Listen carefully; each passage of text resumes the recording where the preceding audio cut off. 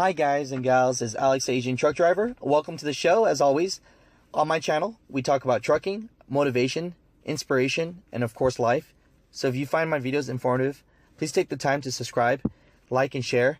And thanks so much, guys. I really appreciate you all. So for today's video, let's talk a little bit about breakdowns. So breakdowns is a truck driver's worst enemy. If you are a company driver and you have a breakdown, I mean, your wheels aren't rolling, so that means you're not making any money. Now, for owner-operators, it's twice as worse, because now your wheels are not rolling, you're not making any money, plus now the money that you saved up as a cush savings is now gone because it went back into your truck. So, breakdowns is something that will happen, and I'm sorry, but it's the truth. It's like people always say, when it rains, it pours, so there's just no way of getting around it. So, okay, so the first tip that I want to give about breakdowns, okay? And this is going to be a quick video. The first tip is if you break down and you're 15 miles away from a mechanic shop, do not drive there if you have related engine problems or something that you're not quite sure what's going on. I know getting a tow truck to tow you is like $800 or $500 or whatever it costs, even for 15 miles. But you know what? Sometimes it's worth it. I'm going to give you a quick story. So a couple years ago, my coolant reservoir, the hose, it popped off. My dumbass was about 15 to 20 miles away from a mechanic shop. I thought to myself, I should be able to drive and make it there. You know, I poured some water in and I tried my best to make it there. Guess what? I overheated my freaking truck, and next thing you know, I cracked the head on my engine. I got a bill. It was $9,000 to fix the cracked engine, the head of the engine. And you know what? After that, I started getting problems. My turbo started going out. I mean, all these problems happened. I think over time, it cost over like $40,000. Now, this didn't hit me all at once. And of course, my truck is a 2010. So things are going to happen anyways when you're past the 500,000 miles. But I'm sure I didn't help the situation by driving it when it's overheated. So do not drive your truck if you break down. I don't give a shit if you could see the mechanic shop right there. If you think it's an engine related problem or it's overheating badly, you know, just get it towed and get there safely. Okay? So that's one big tip. The second big tip now is after breaking down, you're pissed off. You think that's the worst thing that's going to happen to you.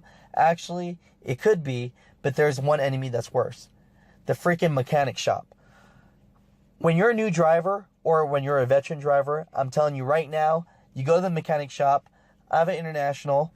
Say what you want, but I'll tell you this. When I go into a mechanic shop, I don't care if you have a Freightliner, KW, Peterbilt. They tell you you're going to be out in a couple days. You know, 6 days later, you call them and they're like, oh, I'm sorry, I haven't even worked on your truck yet. Okay? So what you do is you go in there, you're raising hell, you're asking to talk to managers, you're talking all this shit, and guess what? It still takes the same freaking time to fix your damn truck. So the first big tip is do not talk shit to the service writers, okay?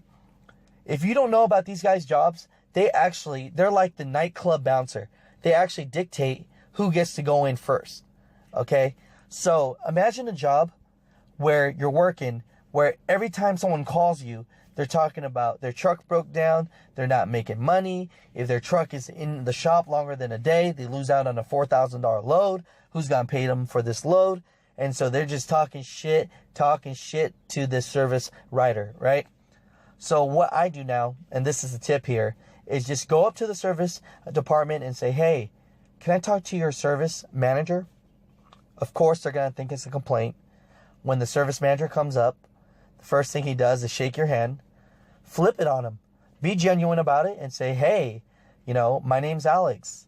I just want to say, I heard you guys do a great job here, and I just want to thank you for all the good work that you guys all do.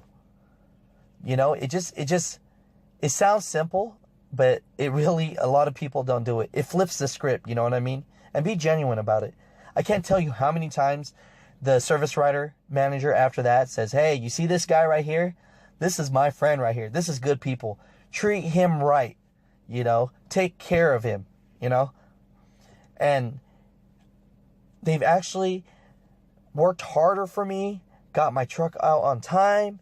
It was a good situation, and I was on the road again. And then another tip I would suggest as well is ask to see who your mechanic is or the foreman. Of course, that's going to be working on your truck if you have a big issue.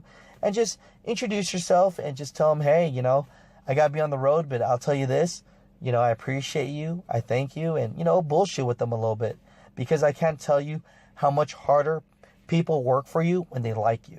All right. That's one thing I learned in life. If anything you want to take out of this is when people like you, they work harder for you. That's just the way it is.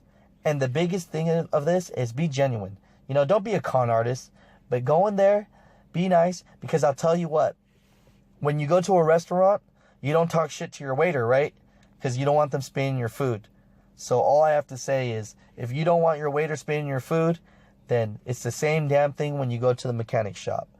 Do not talk shit to the service writer, because they will spit in your food per se, and your truck will be sitting there and you're not going to make no damn money, and they're going to make more money because they're working on your truck longer. So overall, hopefully you like this video. You know, I challenge everybody to be as genuine as they can. And if you take this concept with you and you just always flip the script on people and you just do things out of the ordinary to help people, believe me, good karma comes back and you will have a great experience no matter what you do. So thank you so much. Setting sun up,